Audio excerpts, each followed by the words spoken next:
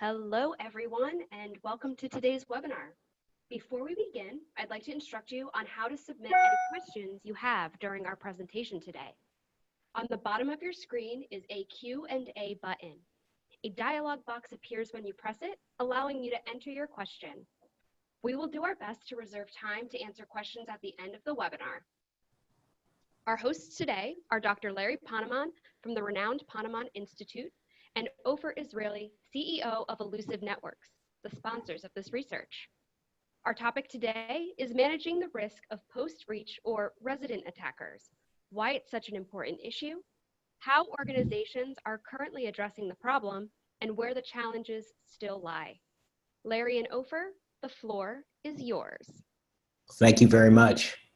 And thank you for giving me an opportunity to co-present with Ofer. He's a noted expert and just generally a very nice man, very smart. And in fact, the good thing about today's presentation is you don't have to take notes because everything we're presenting will be made available to you. So sit back and relax. And it has been an absolute pleasure working with Illusive as a research partner on what we believe is a very important and maybe even a seminal study. Now, let me turn it over to you, Ofer, if you don't mind. Thank you, Larry. Good morning. So thank you everybody for joining. To start off, why did Illusive actually work with Ponemon in conducting this survey? And we're thankful for the great work Ponemon has done. We're looking at the world of resident attackers. So first of all, let's talk about what resident attackers are. In today's world, we know that many types of attacks get into organizations quite easily. And once they're within, they persist in that organization for some time, move across the organization, what is dubbed today by living off the land, grabbing real data, real connections, real credentials to propagate internally inside the company. And the inability to stop these silent attackers has been a serious problem for many years now. We just saw the marriage not long ago, where since 2014 that has been going on, and that's not a unique case, right? We're seeing it all around. And so what we wanted to understand in this survey is how organizations are looking at this very significant problem and what they could do to help defend themselves in light of these issues. When we look at kind of the evolution of the threat landscape, it's changed quite dramatically over the years. By basically the connectivity of the organizations themselves. So in 1990, we had the mobile phone, the World Wide Web introduced, which obviously provided additional capabilities to organizations to move forward. And if we continue from there and look at the year of 2007, that was quite a pivotal year because then we moved from connectivity to hyperconnectivity. With the introduction of things like smartphones, Wi-Fi, Facebook, Android, and so on, we suddenly got to a state where everything was connected at a lot bigger scale and rapid pace. And since then, in where we are today, we're in an era of cross-connectivity. So now we're talking about the digital enterprise, which is always on, interconnected to many other companies, consumer-driven and allowing consumers to access a lot of data within the company. And that leads to a new state, because when we think from the attacker's perspective, the attackers have found this connectivity curve to be a fantastic opportunity. They could actually follow this curve, and it presented to them many capabilities and options that didn't exist in the past, especially when we look at that cross-connectivity stage where they truly can access everything. On the other hand, if we look at the defender side of things, things moved obviously up along with the curve, but at a lot slower pace. So while the attackers kind of exponentially followed that curve, the defense program have linearly grown, and that has created a huge gap between what the offenders can do and what the defenders can do. I think that's really the fundamental cause of this huge situation we have now with the security out there and all of the breaches we're seeing, and that's a defense gap that we really need to address. So in the survey, we try to answer the questions of how is it that attackers are detected and stopped before any damage occurs once they're inside the network, right? Accepting the fact they're inside our house, how do we detect them? What kind of people, processes, and technologies, when we look at these three pillars, what are the main weaknesses? Where do we need to improve? And finally, when we look at the cycle of preempt, detect, and respond, where are our biggest gaps? Where should we be investing? Where are we weak, and what we should be doing to be getting better? Well, thank you very much, Ofer. I love those slides, and it was a great presentation. Thank you. So now from the research perspective, I'm a research wonk, so that's my role for the rest of the presentation. And Ofer, if you want to chime in from time to time, please feel free to do that. But basically what we have here is a very good sized sample of IT security, cybersecurity specialists in different companies. We basically have a total of 627 usable surveys, which is a very large number if you basically follow research in the IT security space. Our response rate is 3.7%. What's important about that statistic is it's an indicator of quality. When you basically do a survey and the subject that completes the survey is an expert or someone who's kind of like a leading thinker, thought leader, and so forth, you don't get a high response rate. And in fact, it hovers at about 2 to 2.5%. So anytime you get a response rate greater than 2.5%, like in this case, 3.7%, that's something to write home about because it is really an indicator that the people who did the survey took it seriously and actually found it interesting. There's more detail about our sample, but we basically decided not to stratify, but allow the survey to cut across different industries. And as you can see from the very colorful pie chart, we cover a lot of industries. That's good news. But there's also bad news in that some of the industries are so small, the sliver of the pie, if you will, that it would be very difficult to do a carve out. So we've already looked at industry effects, and there are some for financial services, health and pharmaceutical, industrial, manufacturing, retail services, public sector, which is primarily government, and so on. The average headcount, we use headcount as a surrogate for organizational size, basically spans from less than 500 full-time employees to more than 75,000. I think a couple of the participants work in companies or organizations that approach over 1 million employees. So we have some really big companies and some what we'll call middle market or mid-sized companies. So a good range. And there are other demographics and firmographics in the paper. So again, if you're interested in reading more about it, get a copy of the paper. I encourage you to do that. Next slide. So again, this is an interesting slide because this is kind of like the top of the pyramid, right? Like what are leaders worried about? We say leaders, C-level executives, members of boards of directors, occasionally CEOs and so on. And some might say they're not worried about anything. They're fearless people, but I think we worry about these things. The greatest cybersecurity risk to business, what are they? And we ask people to respond using a survey instrument. And number one, tampering with or compromise to the integrity of our products and services. That would be a bad day. Number two, at 58%, is disruption to our core business network.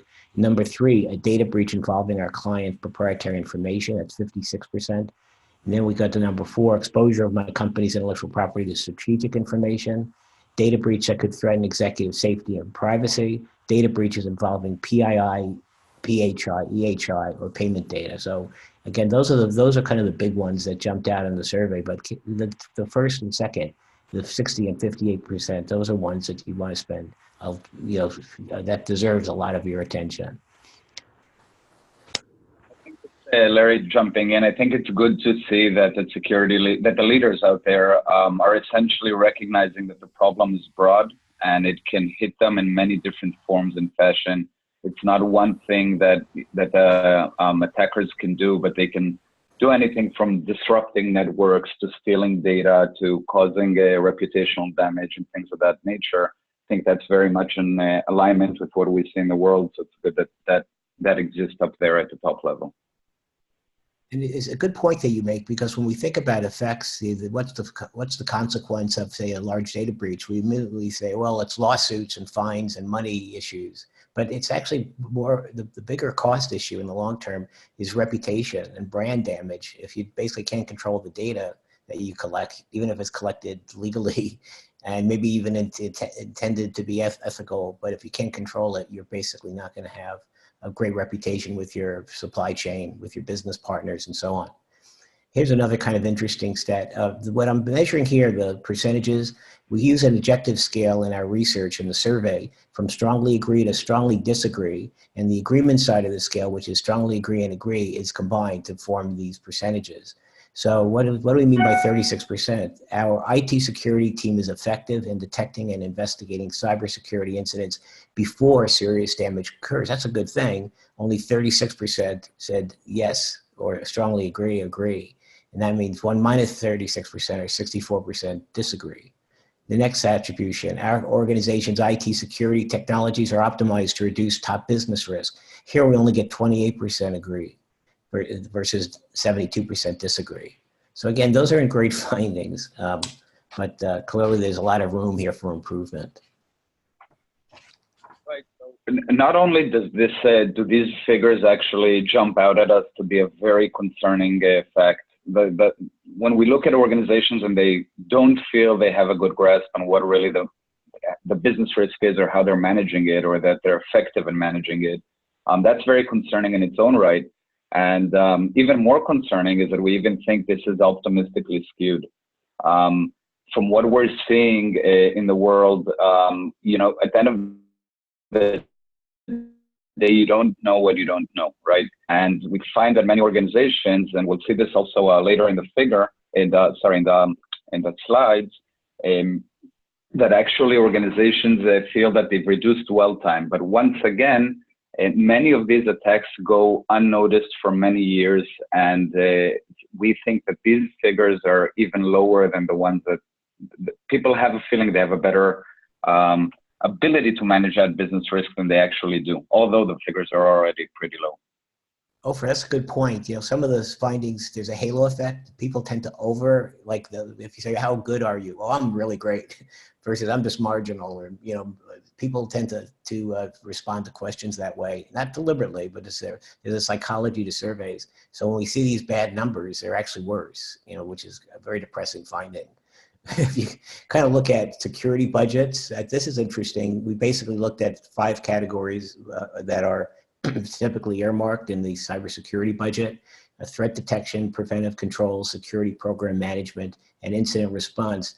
And you'll notice the big change. This is the question was framed, you know, what's the current allocation and what do you believe that allocation will be next year in 12 months? So it's really not a large time frame.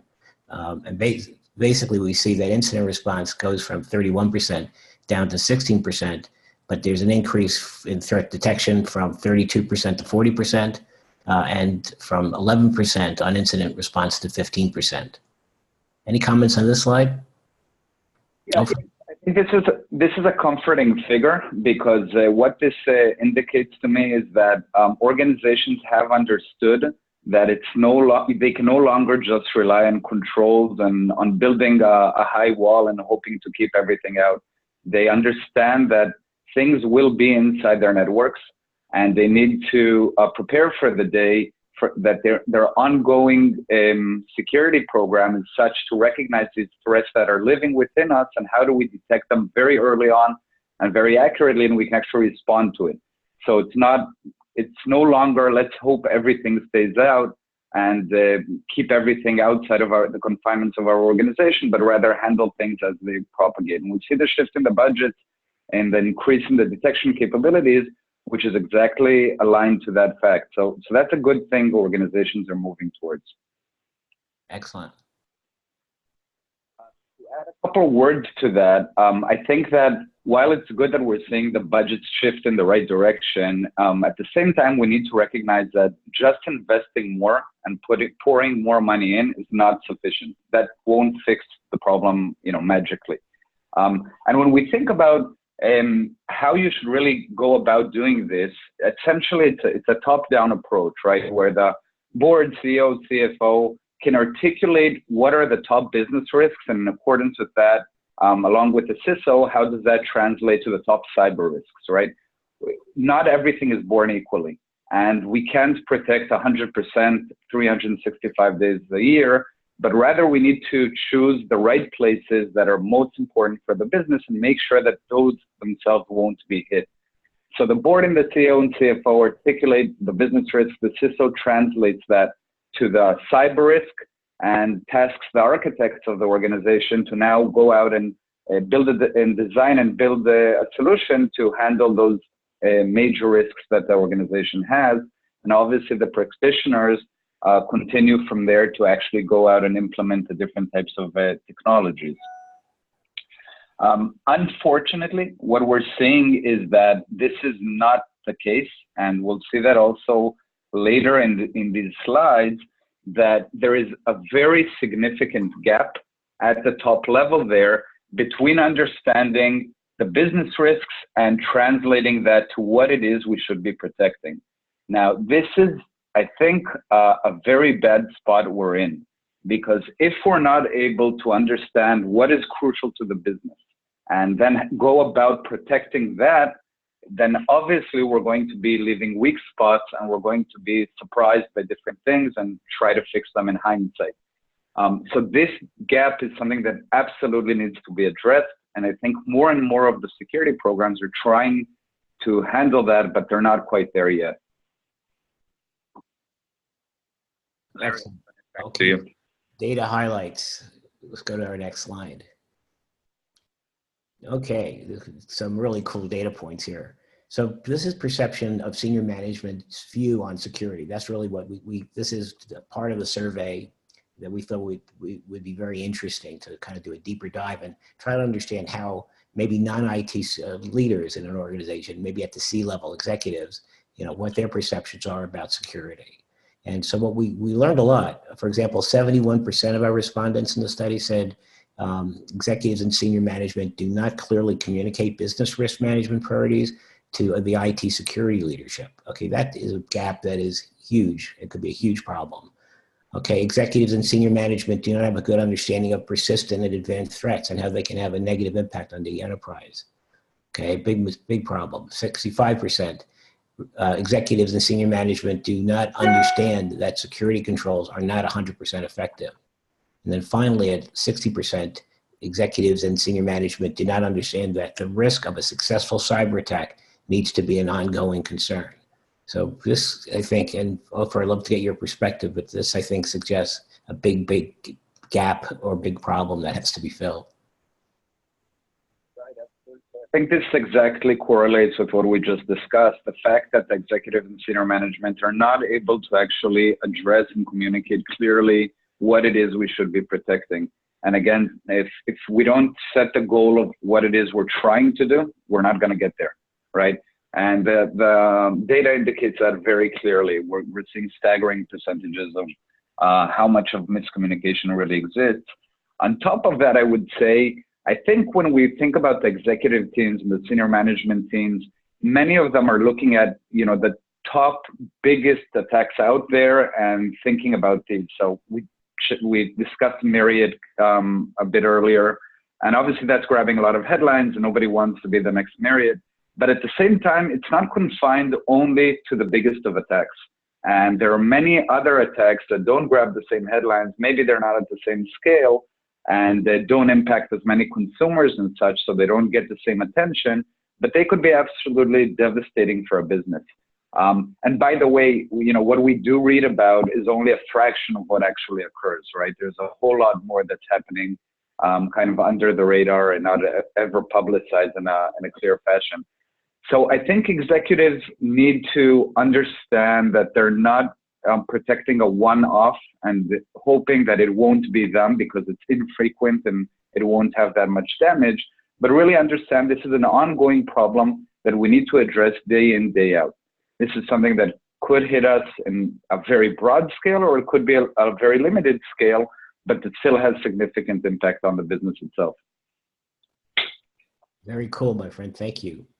So this is the state of collaboration between senior management and IT security. And the percentages are what I said before. We're using that objective, 5-point objective scale from strongly agree to strongly disagree, and we're presenting the agreement. So let's just read some of these because it's pretty verbose. There's lots of data points here.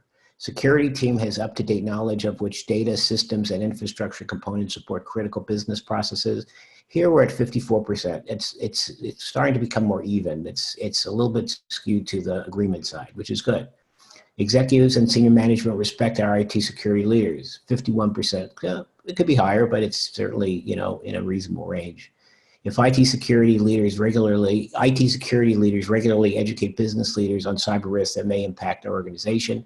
Now we get to numbers that are a little bit more depressing at 38%. At 37%, security team has the support it needs from business teams to design and execute business-oriented threat detection and incident response capabilities. It's only 37%, folks. 35% IT security leaders are proactively included in planning and decision-making for new technology and business initiatives. Wow, only 35%.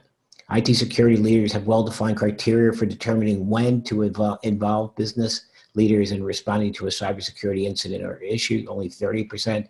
At the bottom of the list, at 29%, IT security leaders effectively align security investments, processes, and controls with top business risk. Only 29% believe that to be true. Ofer, what do you think? Yeah, I'd like to call out some of the figures at the bottom of the chart, which are the lower numbers. So first of all, when we look at the one highlighted now, IT security leaders are proactively included in planning and decision-making for new technology and business initiatives. 35%. That's awfully low, right? The business is changing to adapting to new kind of paradigms and initiatives, and yet the security team is only involved in hindsight. Now, if you go out and roll out a new service and give new capabilities to consumers to access the organization, but nobody is thinking about security and it's only an afterthought, bad things are going to happen. And this fundamentally needs to change, that we have security by design and we're involving the security teams as we're thinking about how to evolve the business. We can't have this as an afterthought.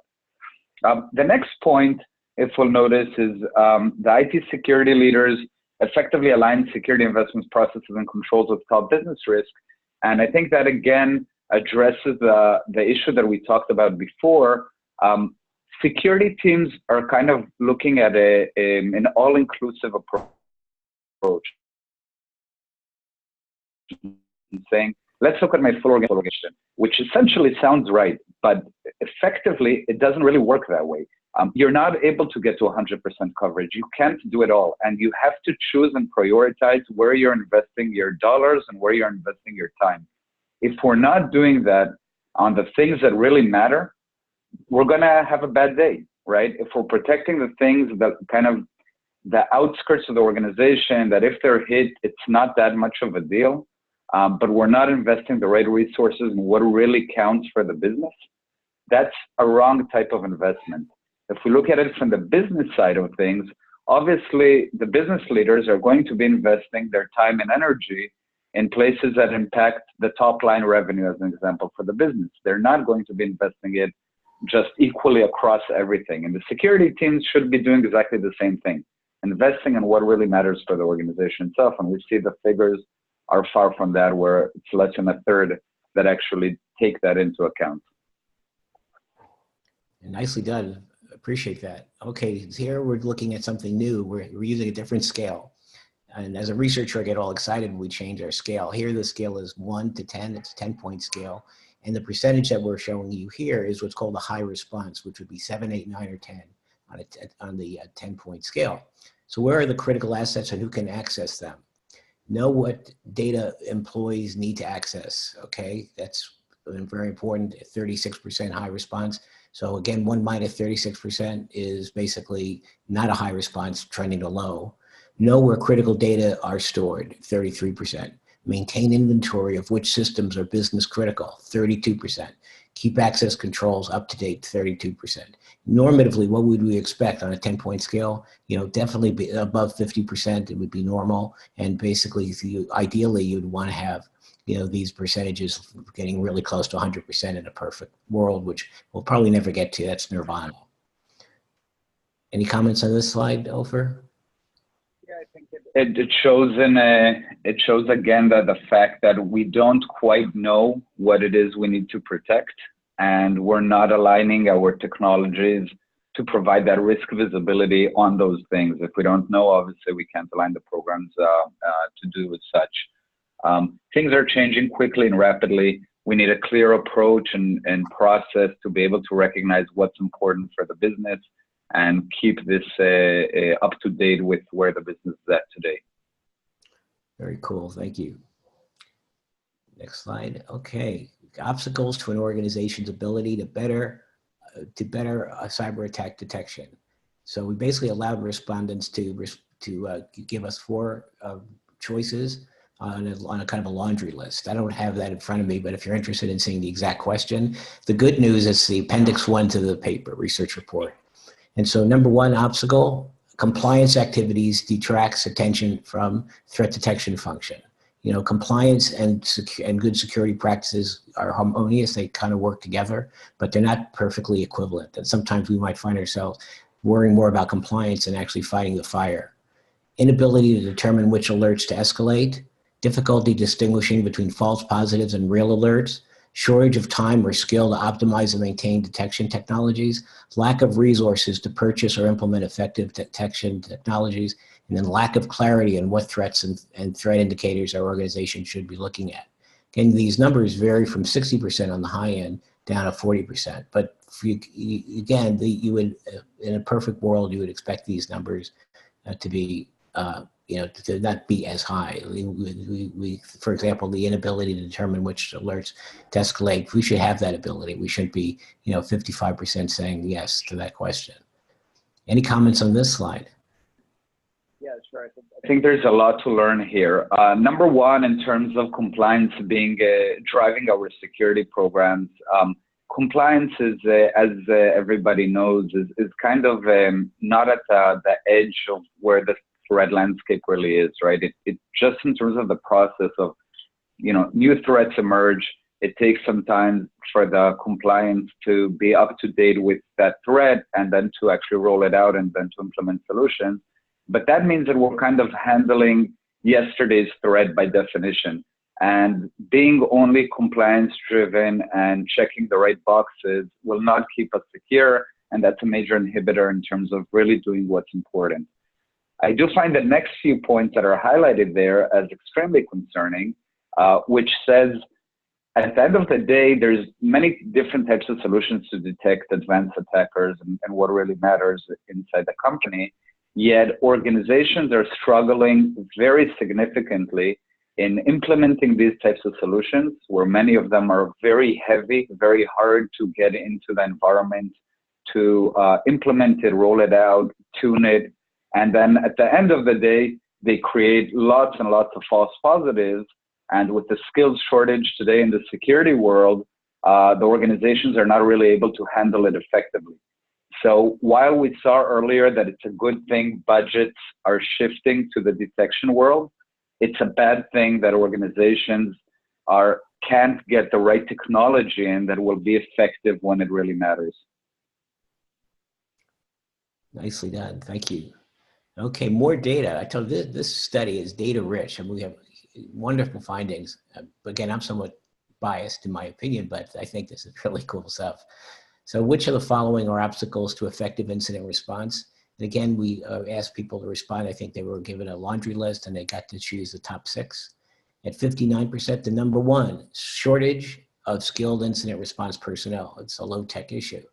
Inability to prioritize incidents based on potential impact to business. Difficulty mining and correlating data from available security tools and information sources. Internal policies or procedures that prevent rapid triage. Lack of timely response and engagement with other departments and functions, and inability to collect real-time forensic data. By the way, in the lack of timely response and engagement with other departments, that could actually reflect what I call the turf issue or the silo issue, which is a big deal in the security space. Department A doesn't like Department B and they don't actually share information within the same company. It could be a problem. Over to you, Ofer, and let's get your interpretation of this slide. So you can see a couple of points highlighted there, and here the question is, as is noted, do we have too much data or do we not have the right data? And the difficulty mining and correlating data from the available security tools and the inability to collect real-time forensics data strongly impacts our ability to effectively respond to incidents as they happen. There is a trend in the world in regards to big data and let's collect everything all of the time, which again sounds right, but at the same time, that really means that we're looking for a needle in the haystack when it really matters. And we kind of promote the notion of tiny data, which is grabbing the slice of data that really matters when it really matters. So that your security teams and your incident responders don't get overwhelmed by looking through everything and everything that's happened on the network for long periods of time, but rather can spend the time on what is really critical to advance their incident response operation. At the same time, I'll point out that I think when we think about an incident response that occurs, this is a dramatic thing for an organization, right? It's a time that everybody is completely panicked. Bad things are happening. Worse things can happen. You need to be able to address them very quickly and very early and very effectively.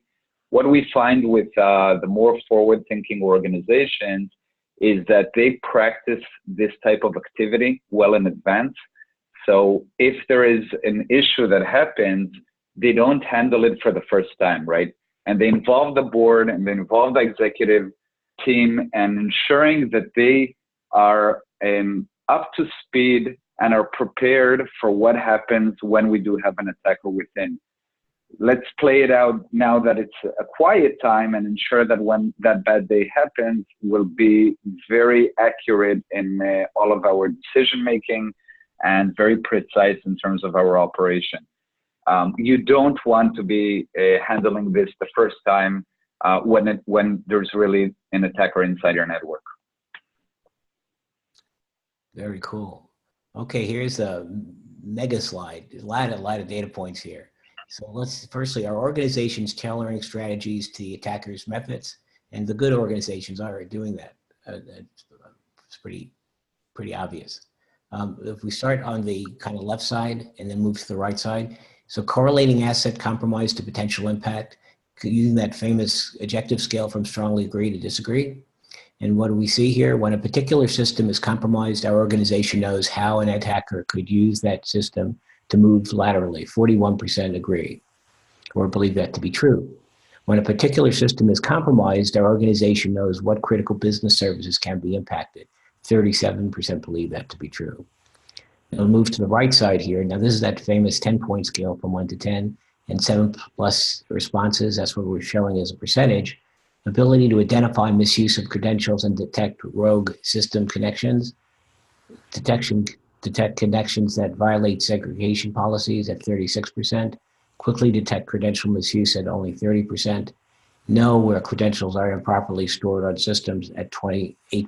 Again, these numbers are low, therefore depressing, and there's huge room for improvement. Over to you, Ofer. Yeah, depressing indeed, Larry.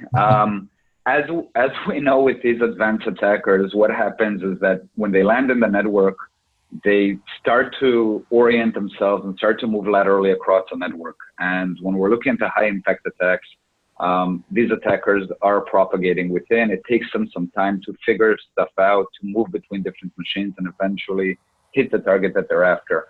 Yet this data shows us that when we're thinking about that lateral movement, the misuse of credentials, the following of real connections across the organization, many security teams don't know how this will play out, right? They look at it kind of as a bundle of points, which are the actual systems and machines themselves, but they fail to see the graph of the whole network and how things are interconnected and how attackers might propagate. Moreover, I would say that we find that still most security solutions and most security teams are focused on trying to modeling what the attacker might do based on indicators that we know from the past. This approach is failing us and will continue to fail us, and even in a more dramatic fashion, because we're constantly looking at yesterday's problem. We're seeing what the attacker did last month or last year or last decade, and we're trying to build that into the security solutions to say, so let's make sure the same thing doesn't happen. But that doesn't work because attackers are shifting, are changing, are modifying, are overcoming the security solutions in that fashion. And we really need to change our mindset from a reactive one of saying, let's model what's happened, to a proactive one to actually go out and disrupt the decision-making process of the attacker. So if it could be in a world where we're actually not allowing the attackers to make right decisions, we're taking a bunch of the defenders' problems, packaging them up and passing them over to the attacker and letting them actually cope with the same challenges we have as security teams. I think that's a good segue to how we're looking at the world and our viewpoint on that. So the key priorities, when we talk about driving awareness and action about what really matters, it really means we need to identify what are the top threats, not in an academic fashion, but in a very practical fashion. What are the top threats to my organization? What is important to me to protect, and what are the threat actors potentially after? We'd map that out to attack behaviors, map that further out to the key assets and services on the network that actually matter to my company, and then finally, what technologies and processes I need to put in place in order to protect those specifically. And our point here is literally don't boil the ocean. Don't try to do it all, because you will not be able to do it all. Focus on the things that matter for your business. And at the same time, when we're thinking about the go-forward business initiatives, and as we saw earlier in the study, the security teams are not involved early enough in the process of redesigning the organization day by day. And as we have new business initiatives hit, we need to ask ourselves and map out, as we see at the top there, from the top threats to the technologies, and ensure that the security stack is moving at the pace the business is moving. And that will keep us, as the organization is always on, it will always be protected as well. So we're looking at shifting strategies. And again, we saw this through an increase in the detection spend as opposed to a prevention spend.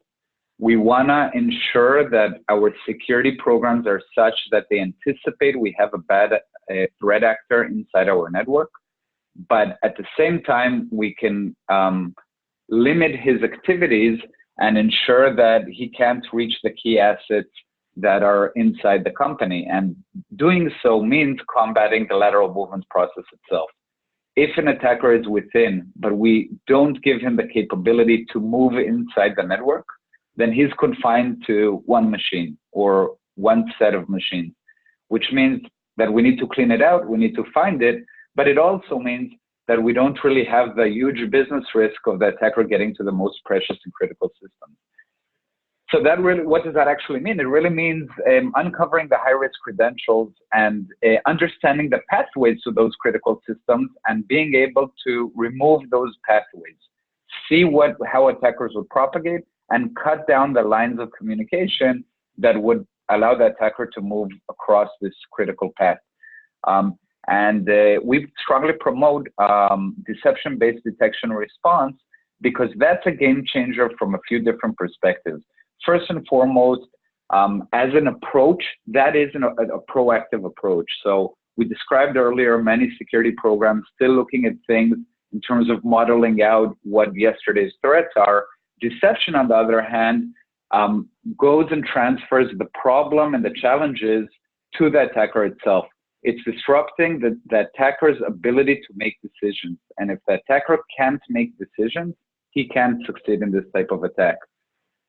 On top of that, it provides multiple different benefits, which again are critical for today's security programs. It's a noiseless solution. So it's not one where you see tons of false positives and you need to ask yourself what is real and what is not, what kind of alert should I actually rely on and what I should disregard. And eventually that obviously leads to alert fatigue. But this is a very high fidelity solution. It's one that is silent on a day-to-day basis. And when it alerts, you know it's an alert you can actually count on. At the same time, it reduces the maintenance or operational costs. You can actually spin up this type of protection very quickly inside the company. And the importance of this is that in this digital era, when things are moving at such a rapid pace, you don't have the luxury of building out security programs that are going to take a year, 2 years, 3 years to roll out. You need to be able to move at the pace of the business. When the business is shifting to a new initiative, you need your security stack to move at that same pace as well. And deception allows you to do just that. And then finally, the most important asset we have as a security team is time. If we can detect things early, and if we can respond very fast and very efficiently, then we can actually contain these types of attacks. And deception allows you to do exactly that.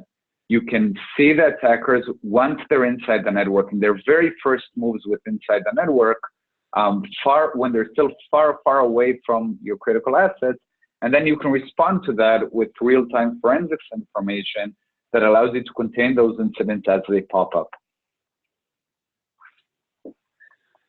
And let's not lose sight of the goal. The goal at the end of the day is preventing attackers from reaching the crown jewels. The goal is not to keep attackers outside of our network. Sure, we'd love to do that, but we also know it's impractical and impossible today. But we do want to ensure they don't get to what's really important for the business. So how do you create visibility in such a complex environment as we all have today, right? That's a critical question that we see many organizations can't actually address. So the way we go about this in Illusive is that we discover what paths attackers can take to move laterally, and we work that back actually from the critical system to that outskirts of the organization. So you start with what's important in mind, and then understand how attackers would get to those crown jewels and what's really important to the business, and supplementing obviously the organization's asset knowledge and understanding what's important for this specific business and not a general kind of thing. It's all about the context. It's all contextual to a certain company and what's important for them. Let's dive in and give some color into what this actually means when we think about the preempt, detect, response lifecycle. So what we see now is an attacker that has landed on the point of entry, and we see how an attack would have played out, right? He moves across these red marked machines until he finally reaches that target or asset that he's after. He does so by following real connections that exist inside the company and using real credentials. This is a fantastic way for attackers to be completely under the radar because they're doing the same type of stuff that real people in the organization are doing, making it very difficult to pick up on signs. So from a preempt standpoint, what if we were able to reduce the attacker's movement capabilities? What if we cut down that line that is marked there and that connection or that credential doesn't exist anymore? And as you can clearly see, if we've cut down that one line, we've just cut down the pathway to the target itself. So the attacker can't even move to that target anymore. And again, all in light of what is important for the business, that specific target.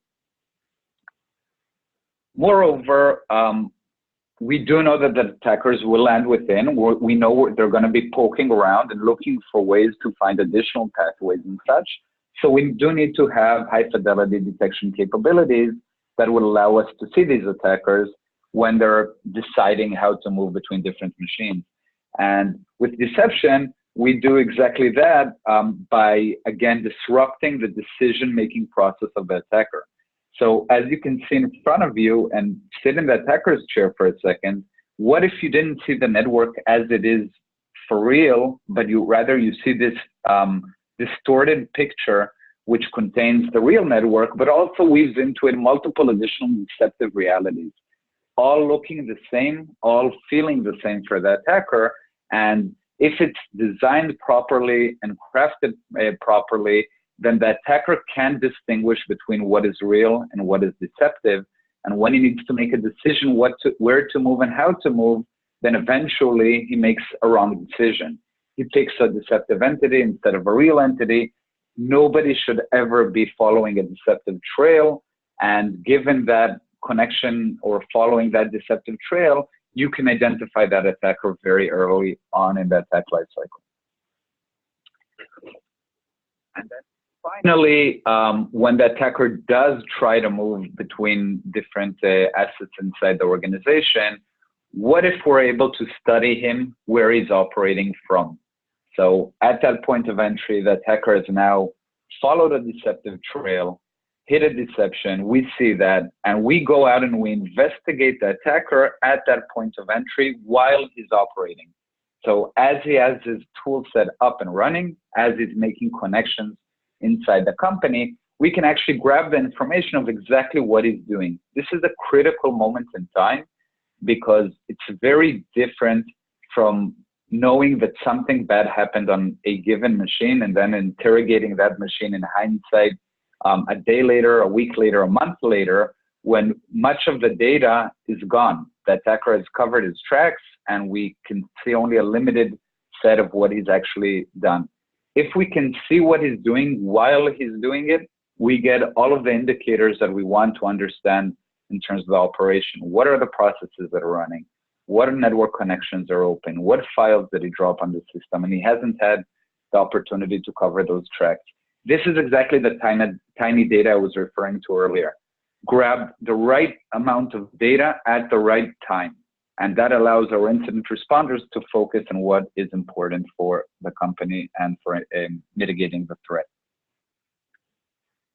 So the portfolio touches exactly that.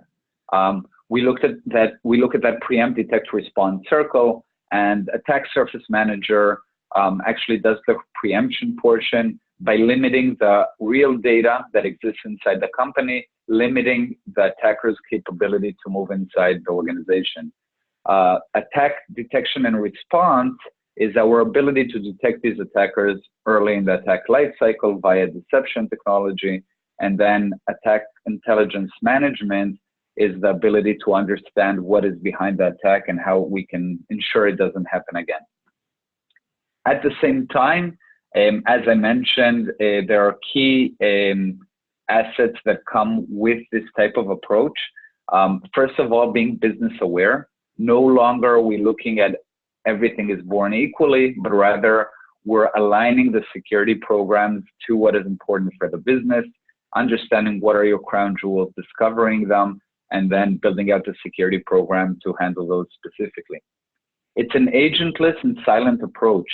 So this is super important in terms of being able to quickly and rapidly adapt to the business to ensure that you can roll it out in no time and to ensure that your security teams are not overwhelmed by false positives and things that they really shouldn't be looking at, but rather focus on the real alerts that really matter. It scales and it's elastic to the biggest of organizations. We have some very significant, huge scale organizations that are, again, changing very quickly and have adopted Illusive in order to be able to handle their size and the elasticity of their company. And then finally, rapid to deploy and easy to operate. We all know the immense problem we have with the skills shortage. We all know that we need to do more with less, and that solution is actually built exactly to do that. Back to you. Oh, I get the fun slide. Okay. Well, by the way, Ofer, I was listening to you I felt like a student. You just did a great job presenting, and it's an absolute pleasure to do this, and hopefully we get to do it again.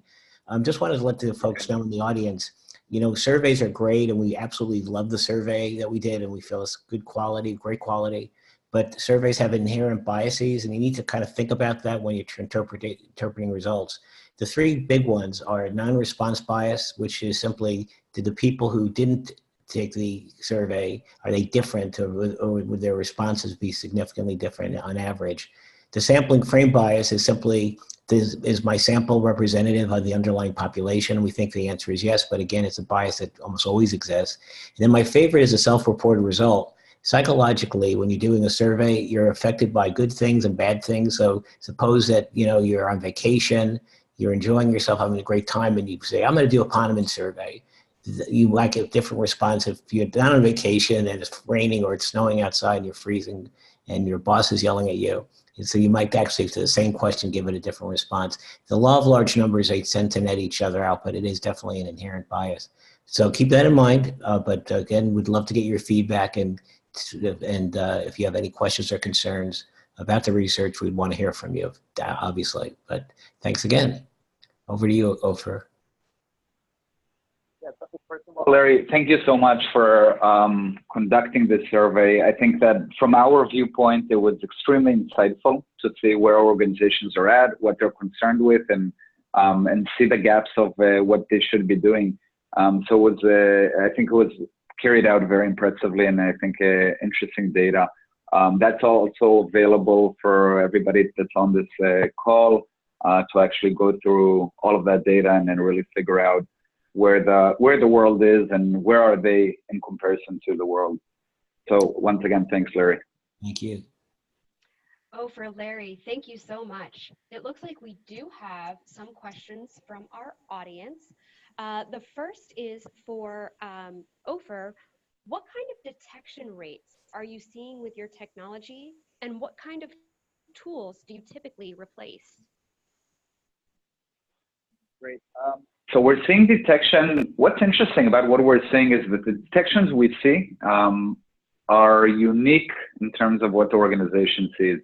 So the vast majority of detections that we see inside companies are ones that Illusive was the only one to alert upon. Now, we're working with some pretty sophisticated organizations that invest very heavily in security and have kind of the best of breed of the full security stack. Yet we're seeing that for these types of attacks, for the ones that are moving laterally inside the company, for those high impact attacks, Illusive is their really last line of defense and provides that unique visibility. So that excites us, obviously, that we can provide that protection for companies. What's interesting in terms of the detections we've seen is that we've seen external threat actors, obviously, but we've also seen a lot of malicious insiders. And that continuously stuns me because we figured we'd find some malicious insiders. We didn't quite understand how big of a problem this is, how many of these people actually exist, and to what extent they go to carry out disruptive operations inside their companies. So it's surfacing a lot of these people, which is very interesting and very enlightening to see. Thank you. We have one other, and this is for Dr. Ponemon. Oh, great. Is the information provided on the weakness of asset information supported by other Ponemon data? Yeah, the good question, and I appreciate that. So, we do a number of studies every year, and we're looking at the security issue from a lot of different perspectives. But one of the things that I think is interesting is if you take a question in one context, says a very similar question in another, you can start to see some differences. And some of those differences actually suggest that there are other unknown causes or factors that are influencing the way a person responds to a survey. So the answer to your question, because we are a research organization, our data is our crown jewel. We do spend a lot of time trying to understand interrelationships, especially those that provide results that are counterintuitive, which unfortunately does happen from time to time. But if you see a correlation in a relationship in this study that you would like us to do a deeper dive, we'd be pleased to do that. So to keep that in mind. Awesome. And our final question for the hour for Ofer. Can you please explain a bit more on how you automate the removal of credentials? What are you actually doing, and how can you do that without disrupting business users? Sure. So to talk about the removal, first of all, let's understand where the problem lies. As we run our businesses and the way our operating systems and applications are architected, we're leaving behind a lot of data that is relevant for a point of time, but is not relevant later, but it's still there. A classic example of that is when I remote desktop into some other machine, for the purposes of single sign-on, that additional machine will store my credentials in memory. Now, I might carry out whatever it is I'm trying to carry out on that machine. I finish my job and I close the remote desktop window, yet my credentials are left behind. They reside there in Windows memory so that if I want to remote desktop in again, I don't need to re-enter my credentials. very convenient on the one hand, but it also means that I've just left my credentials for somebody else's picking. Now, when will this be cleaned out or flushed out from memory? The next time the reboot occurs. A reboot on a desktop or laptop occurs every 3, 4, 5 weeks. If it's a server, we're talking about months and years that those credentials could be lying around. And that provides an amazing opportunity for the attacker, while it provides no benefit to the business. So what Illusive does is it gives you, in the preemption side, it gives you the ability to visualize and understand what your internal attack surface is, where are those credentials, where are those connections lying around, and which of them are not important for you today, which of them are just an opportunity for an attacker without benefiting the business. And first of all, you can visualize that and understand what your problem is, but then secondly, you can automatically go out and reduce that attack surface and shrink it down to a bare minimum by removing anything that's unneeded for the business and ensuring that we keep that internal attack surface to that bare minimum in a continuous fashion. This makes the attacker's life a heck of a lot more challenging. It's a very different world when you land inside a network and you have basically all of the data that you need to attack the organization.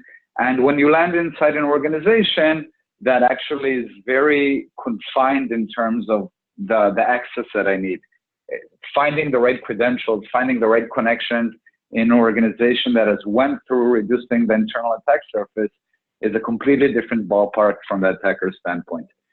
So that's what we do. We just make their life very hard and propagating inside the company on the preemption side of things. Wonderful. Thank you for your explanation. With that, we are at the end of the hour. If your question was not answered during our Q&A portion, we're happy to reach out directly via email to continue the conversation. But in the meantime, you can download the full report using the QR code on your screen or by visiting illusivenetworks.com. Thanks again for attending our webinar. Have a great day. Thank you. Thank you very much.